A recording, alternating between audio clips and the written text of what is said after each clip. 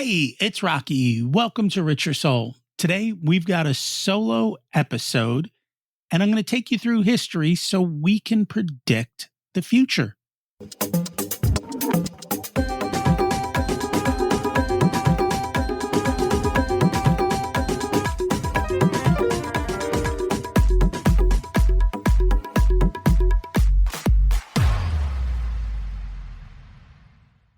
Imagine it's 12 months from now, and you've achieved your major life goals. How does it feel to be in the best shape of your life? To wake up energized, excited about the day? To have great relationships and friends who support you and propel you forward? How does it feel to have an excess of money, to be able to make the choices you want? To be fearless and open to trying new adventures? Imagine being connected to the universe and it providing everything you desire. It's possible over time, and your past does not dictate your future. The only thing holding you back from this vision is you. It's time to take control of our thoughts and use them to our advantage. Welcome to Richer Soul, where we achieve our dreams and bring balance to health, wealth, relationships, time, and spirituality. If you have not had a chance to listen to episodes 1 through 9, I encourage you to go back and listen to the framework behind Richer Soul and how to create the life of your dreams. You can also find all the show notes for this episode at richersoul.com. Today, we're going to talk about trends and how they change over time. I'm always amazed when people are surprised by what happens, especially at work, when it's clear as day about the change that's coming or what's happening. And yet, people seem to ignore it. I think sometimes we're just too close to it and we're just hearing the noise in our bubble and we don't see what's going on outside of the bubble. And all of a sudden you wake up and you see the world has changed around you. That's what we want to talk about today. What are those changes that are occurring? What's happening out there in the world? How can you prepare for it? And how can you ride the wave? Now, here's the thing. I don't want you to think I'm smart at this because I'm not. As you've heard throughout the episodes, I'm a slow adapter. I'm a little bit late to this, but I've lived long enough that I've seen the trends that I finally get it. And it just takes time to see those waves, to understand that the smart thing to do is to ride the wave instead of trying to fight against a wave as it's coming, which I did a lot throughout my early years. I've always heard, history doesn't exactly repeat, but it does rhyme. And so let's see how those things go. When I got my first job out of college, I was selling dictation equipment. Now, today, nobody even talks about that.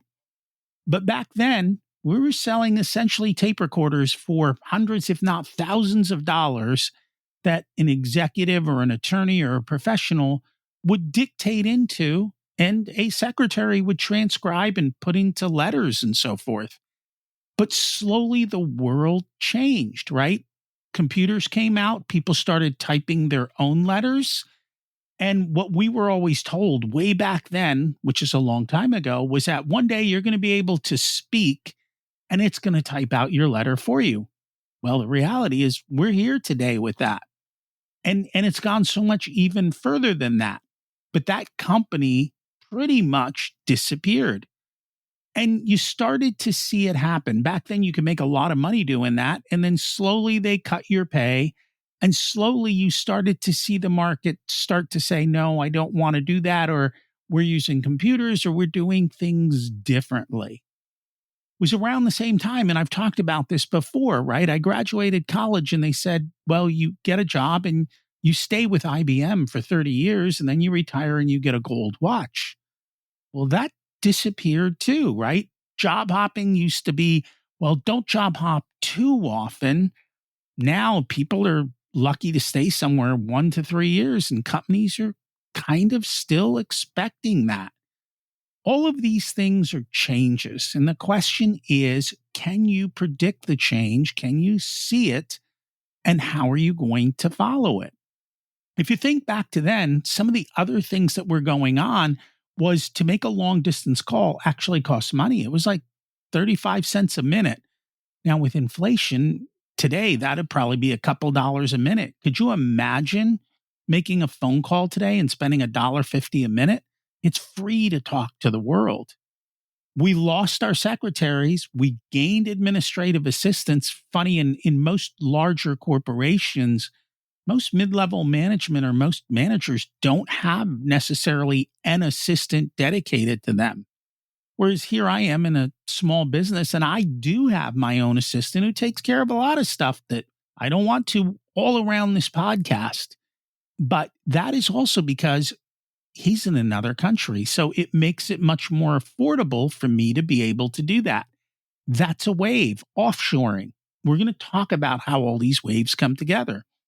On my other podcast, Profit Answer Man, I had on John Hewitt, who was one of the founders of the Jackson Hewitt Tax Company. So when the computers came out, he saw that you could go from doing paper taxes to software to do taxes, and everyone didn't believe that that was possible. I saw you could go from paper ledgers to doing electronic spreadsheets. The difference between me and John turned it into a billion-dollar company. Me, it took me like 40 years to figure out the value of it and do something with it. Still used it, but it took time. So let me ask you a question. As you think about your life, what are the shifts that you've experienced and how have they played out? What are the shifts coming to wherever you're working, whether you own your company or you're working for someone else? What's happening in your industry? AI is out. What is that going to change? The internet changed a lot. So what's going on? As we think about that, let's look at some things that have also shifted. We used to be a farming country. Now that's going back, 125 plus years? Then we became a manufacturing company and everyone worked in these big plants. And then we offshored all our manufacturing that went to China. As a matter of fact, if you think about it, in 1970, we used to import about $0 from China. Today, number one place for our imports. And they also went in 1970 from farming to working in those factories. That was a major shift for them. And so the question is what else are these trends? We are now in a trend of bringing manufacturing back. But when you build a manufacturing plant today, it's not like it used to be. There's not hundreds of people in there. There's a couple. It's all robotics. Again, another trend. Most people have a smartphone. That smartphone wiped out so much when you think about it. I mean, back to the long distance days, you had an operator, you had 411, which was information where you'd call to get a phone number. Yellow pages all disappeared, right? The iPhone, I used to have a GPS in my car. Why would I pay for a GPS when my iPhone has it? People used to have cameras and films. Kodak disappeared. Digital cameras. And it went right to the iPhone. Sure, you can buy a fancier one, but most of that is possible just there. This is a tremendous amount of change. In history, I don't think there has been 100 years where you have seen so much change occur, and it's getting faster. So the question is, as AI comes about, as the shift continues to change, what jobs are lost? And what does this now make possible? That's really the question. And it's the one that I don't think anyone has the perfect answer to. I know I don't, but we can follow the waves. So let's talk about a couple other waves. We've talked about this financially, where I talk about how an immigrant comes, they work hard, they start to have success, they set their kids up for success, their kids have tremendous success, and then they spoil their kids. And in spoiling their kids end up, those fourth generation, with next to nothing. And they have to start over. Guess what? That's not just a generational trend with immigrants. It's actually a trend that occurs as a nation. And as a matter of fact, about 80 to every 100 years, countries go through that type of a change. There's a book out called The Fourth Turning Is Now by Neil Howe. If you haven't read it, I highly suggest you read it. It talks about these changes that are going on, and we'll get into that a little bit more and how they run through history. Neil goes back through every 100-year period and he shows you what's going on. So let's think about that for a moment. Here we are in the mid 2020s. Where were we 100 years ago? We were in the roaring 20s. Things were wonderful. The shoe shine guy was giving out stock tips, just like the Uber driver is giving out Bitcoin tips, right? Cryptocurrency, same type of attitude. And then what happened? The Great Depression. We going to go through the Great Depression? I don't know. Will we have a downturn? Absolutely. What does it look like? No clue. But the point is, and why I'm telling you all of these things is so that you can prepare for them. One of the big things you see is societal changes. So if you think about the Great Depression, everybody came together and helped each other. Then we started to grow apart. We had suburbs and, you'd borrow a cup of sugar from your neighbor. And then we started to grow apart. And then going back to the iPhone, everyone's living in their own world today. Nobody's watching the same TV shows. A million choices, a million variation, everybody all about them. That's the generational cycle. It's going to go back, which means we're all going to come back together. And as a matter of fact, as they look at the youngest generation, that's the behavior they're bringing about. It's coming together. The reality is you have to go through these cycles. Cycles are natural. So every day, the earth goes through a cycle. It's a 24-hour cycle, right? Every day you have dawn, you have dusk, you have night, you have day. The earth rotates. You have 4 seasons. It's a cycle. The moon rotates 28 days and something hours. It's a cycle. There's the cycle of growth with crops. They come, they go. There are other cycles throughout history, like real estate supposedly has a 26-year cycle, boom to bust. Is it perfect? I don't know. Stocks used to go through more cycles. We used to go through recessions on a bigger normal cycle. There's been a lot of change in that has distorted those cycles. One big cycle that has come to an end, and maybe not everyone's still aware of it, but more and more are talking about it, is the interest rates from the 1980s to just about a couple years ago went one basic direction, downward. Did they go up and down as they went down? Yes. But for the first time, we've come back to inflation and interest rates are going up. The trend right now is to say that interest rates are going to continue to go up. Does that not mean they might not drop next month? They could. They'll go through cycles, but the cycle continues up. The key is to look at the different cycles. Another cycle that's going on is demographic. So if you think about this one, we have continued to grow as a human population decade after decade. And probably in the last 100 years, we've grown dramatically. You look at countries like India, China, they've continued to grow and grow. And China instituted the one-child policy. Well, guess what happened? As we've become wealthier, again, think about those economic cycles just within the family played out nationally, people are having less kids. So a lot of countries are predicted or are starting to see a decline in the number of young people, which means we're going to have an actual population decline. We're probably still 20 years out, but countries like Japan are much older. Even the United States, if you look at where we were 100 years ago, age demographic wise, we've got a massive older population versus a younger population. What does that mean? It means that you've got less working people to support the elderly. You have less working people to take care of the elderly. And if there's less people, there's less economic activity.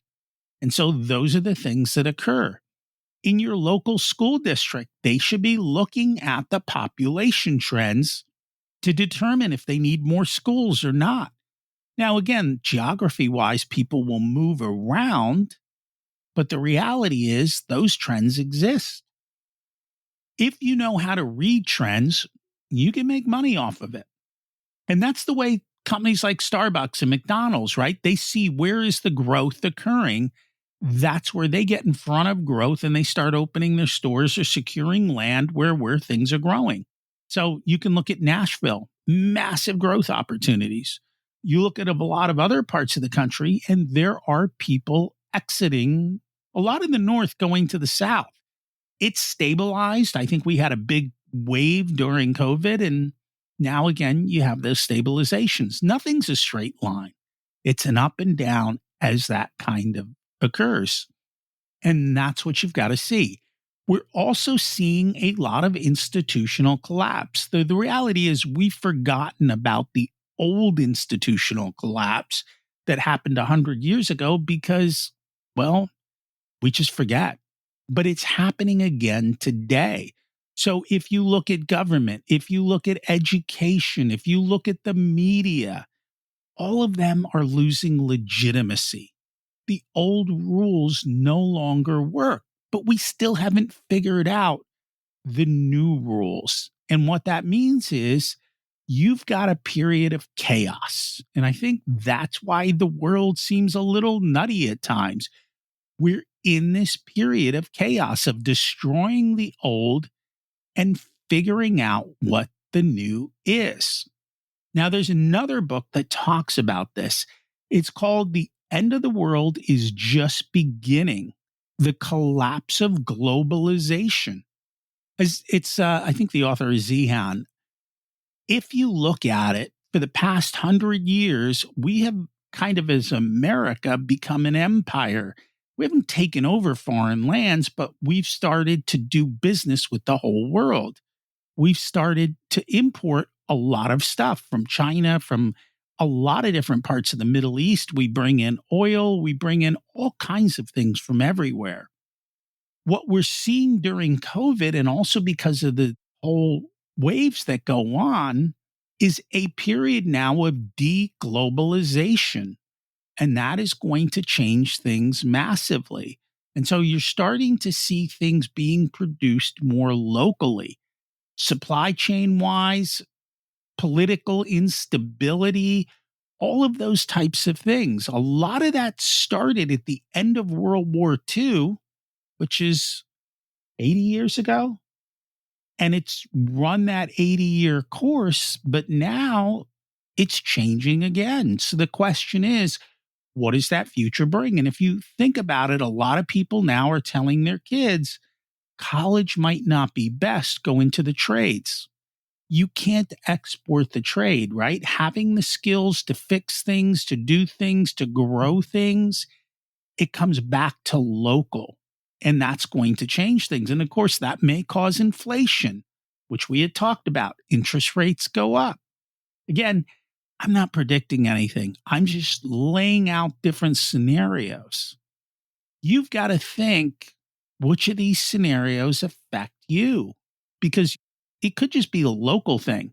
The company that I originally worked for went out of business basically because nobody used dictaphones. The second company I worked for became commoditized. While they had a presence in the market at one point, then there became two, and then there became so many that the product became commoditized. And at that point, you don't have pricing power. And so they lay people off. A lot of other companies that I've worked for, I've seen that cycle happen.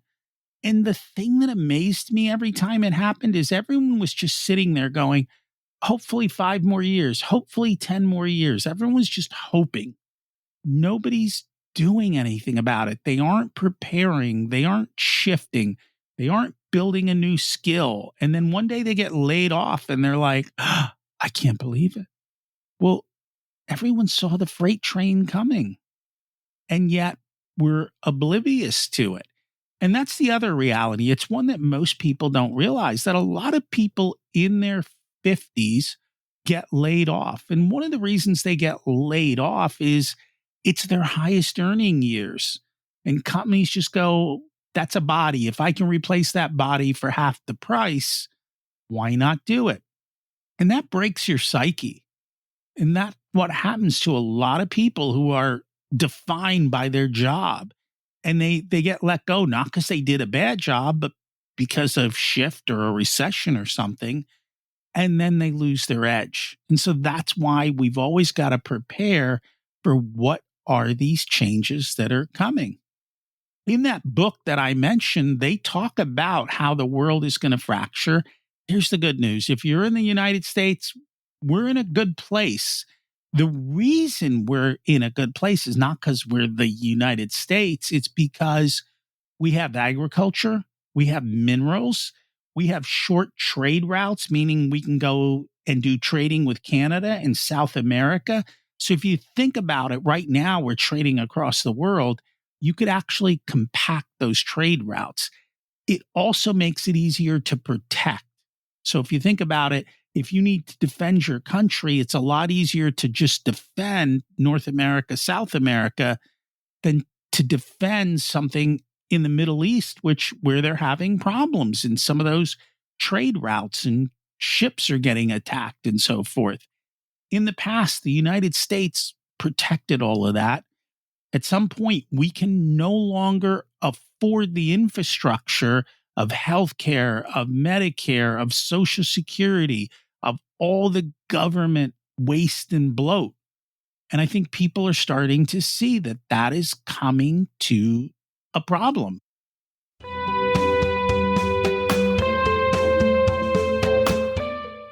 This episode of Richer Soul is sponsored by the Profit Answer Man podcast.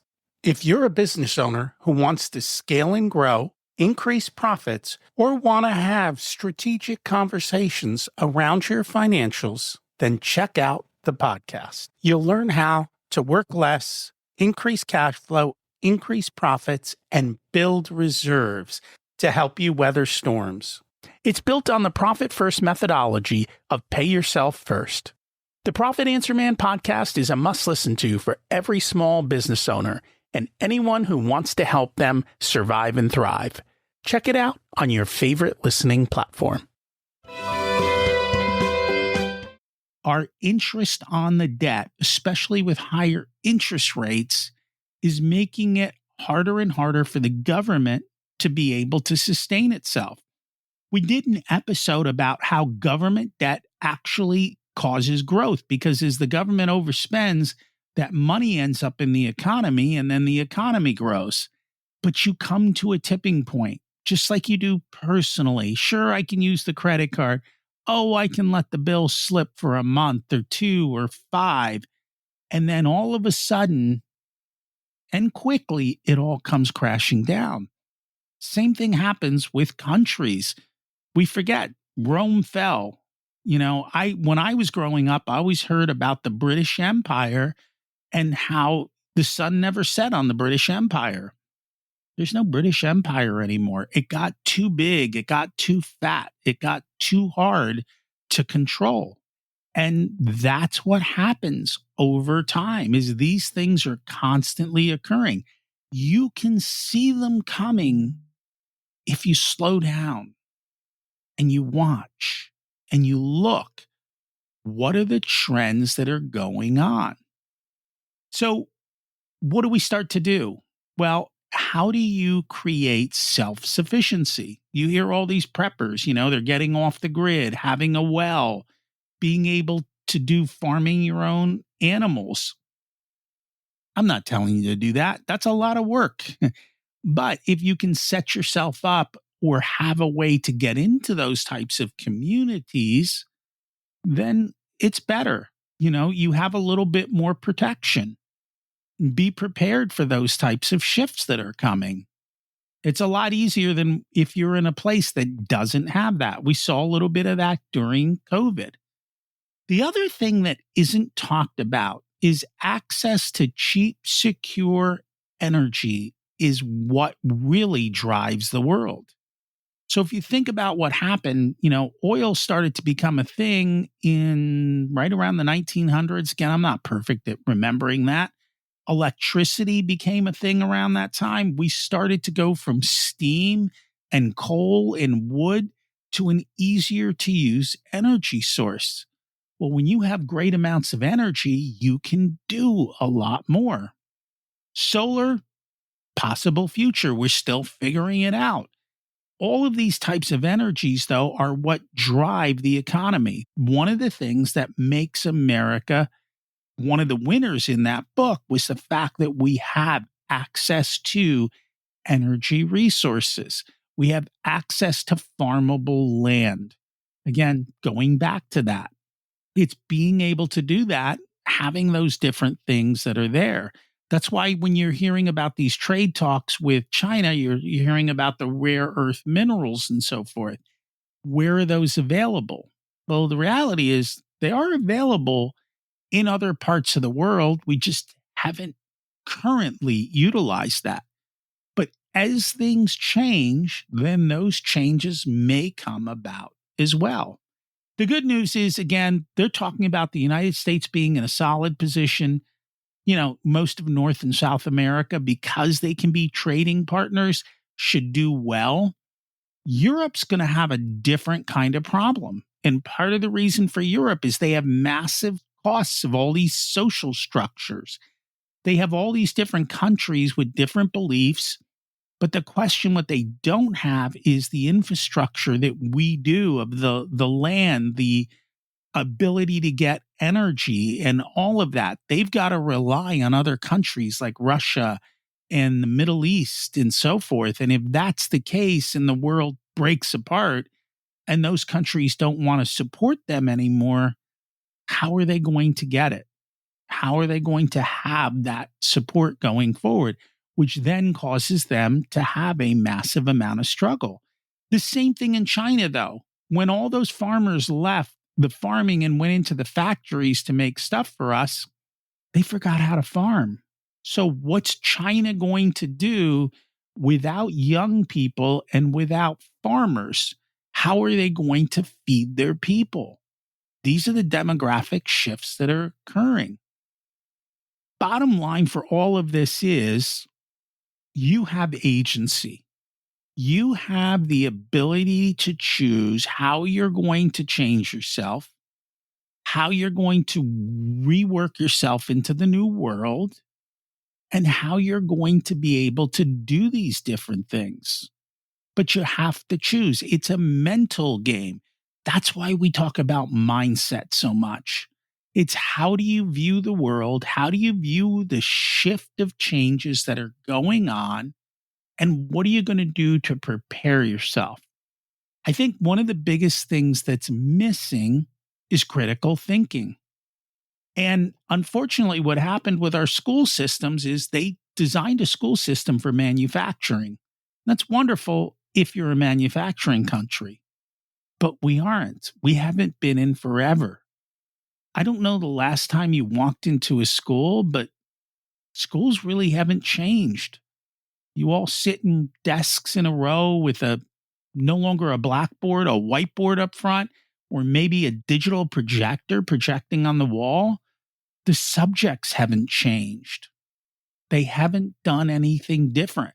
And so if you're moving into a new world of AI that can write your book report, teach you math, do things differently, how are you learning differently? How are you utilizing those resources? And do you even know how?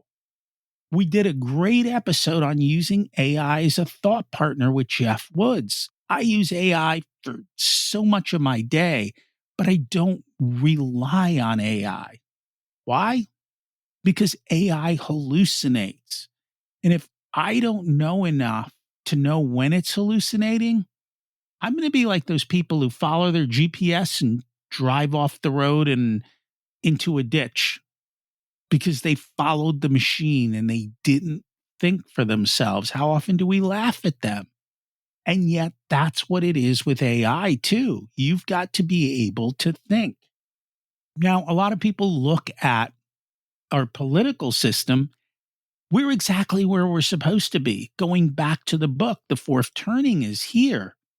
It's just what it is. That is the cycle. That is the way people behave at this part of the cycle. And so it's nothing new. You could have predicted this. He did because he wrote a book about this 20 years before this last book saying this is what's going to happen. Then he wrote the book to say, look, it's happening. We've had futurists on. They talk about that. One of the cool things, though, that I think is happening, I know a lot of this has probably been a little gloom and doom. Science and religion used to be together, and then they separated and they each went their own way. They're coming back together. You're starting to see spirituality and science reconnect. Physicists are looking for the God particle. There's a lot of neat things that science is showing us on the energy side that's happening. We've had a couple episodes where we're talking about how humans are becoming much more consciously aware, much more in tune with the world. And if you go back hundreds of years, I think we were much more in tune with the world. We saw how things would work together, and you had to, otherwise, you didn't survive. And so, more of that, I think, is coming to be. We're learning to be more connected. And so, there are some good things that are happening from that. AI is definitely a major shift. I think just like when the internet came all around and people lost jobs, and even before that, the different things that occurred technologically, people kept losing jobs. AI is causing people to lose jobs already. There are a lot of companies that are right now saying, we're not hiring. We're going to see how we can replace a mid level worker with AI. A lot of things that were done manually can now be done electronically. They're building better robots. How is that going to apply to manual labor? I don't know yet. But if we think it isn't, then we're not seeing the freight train coming at us, are we? So, how do you create a mindset of constant learning so that you can shift and change? How do you see what the future looks like and start to predict a path forward? How do we make those changes? I think stability and the great stuff we've had in the past isn't necessarily there in the future. How long have we all said, will I ever get paid in Social Security? Will it be there for me when it's my day? Who knows? Depends on how old you are. But the reality is, if you take agency, if you control your choices, your life, your money, you have that kind of freedom. You get the ability to choose, to escape, to build a little bit more for your ability to survive. I'll tell you, one of the things that was kind of scary was watching the movie Wall-E. There is this scene in the movie where literally everybody is overweight, sitting in chairs, and the chairs are just whisking them around everywhere. They're staring at a screen and they ask for a drink, and the drink literally shows up in their hand. I think it was a drone, but we didn't know about drones back then. And it's like people are just living in a bubble, not much different than what we see with many people today living in the bubble. You don't have to live like that. I think the first thing you have to ask yourself is who benefits, right? Who is it that is getting a benefit by me doing something that I'm not paying for necessarily? Part of that is a lot of social media. You don't pay for it. So where are they making record amounts of money? They're selling stuff to you. It's a marketing game. I know a lot of people these days are Uber Eats or convenience. I don't know, have they ever looked at what their cost of convenience is? If you order something delivered through some of these apps, you're probably paying 40 to 50% more than if you went and got it yourself. Not to mention, we're not even going to talk about what's in that food because it's not really food, but that's a whole different game. So, what are the things that are there? And are you kind of going against the grain or are you just following it? And the question is it taking you on a drift to a place you don't want to go? Or are you following a wave and surfing it to your advantage? Or are you going against the current, which is really hard? I got to tell you, I spent a lot of my life going against the current. And it's because I didn't like some of the currents. What I didn't realize was to find the currents that serve me and figure out how to surf those in a way that made sense for me. And I've done that now. But it took a lot of kind of learning life. And that's part of the problem is until you go through it and you see it, you don't get to really understand a lot of it. And so that's why we always talk about money. Money just gives you the freedom to make more of these choices, to plan, to be able to move and figure out things and to create, let's call it an escape hatch to where you want to escape to if things change dramatically. Bottom line, if you look at education, it's faltering.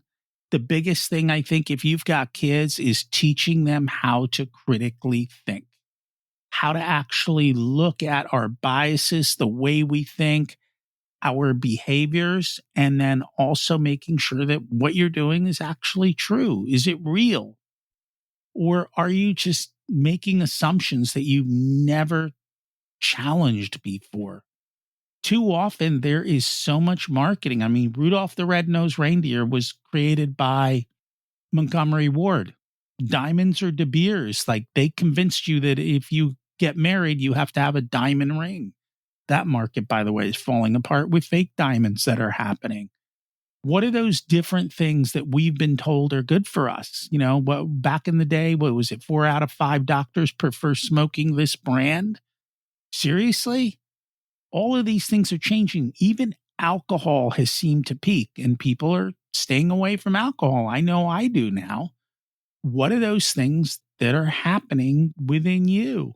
And how do you constantly pivot? And what are the little things that you can do that compound? So we talk about compounding with money. Compounding works with everything. We had Jeff Woods on to talk about AI, but he also wrote the book, The One Thing. And in The One Thing, what they talk about is a single domino can knock over the Empire State Building if you just have about 30 dominoes right after it. But the key here is each domino is 50% bigger than the domino before it. So one domino can knock down a domino 50% bigger, it can knock down a domino 50% bigger. It only takes like 30 or 35 dominoes where you're at the size that that domino can knock over the Empire State Building.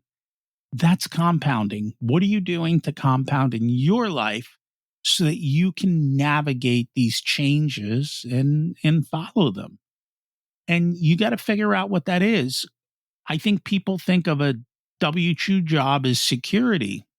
We're finding there is no security. You know, we were told go to college and you'll have a great life. Cost of college, you're finding it no longer makes sense. So, where do you take agency? Where do you challenge everything? Where do you look at it differently? The other area is health. Right now, I think our healthcare system has, again, just like everything else, it's crumbling. You've got insurance companies who are saying you can't get this or do that. But at the end of the day, what people don't realize is the number one driver of health is diet and exercise. The two words everybody hates. But if you do those well and efficiently and you're healthy, then you don't have to spend a lot of money on healthcare.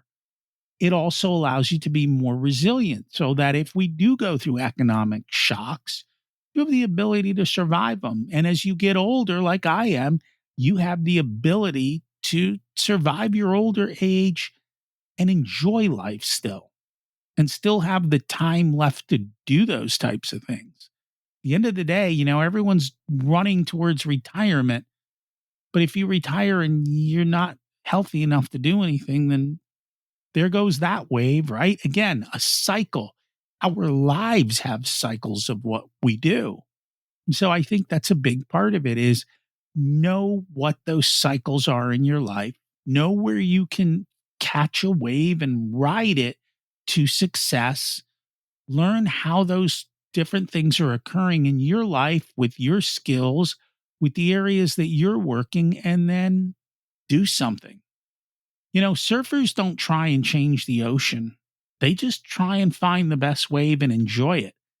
Same thing applies to us, right?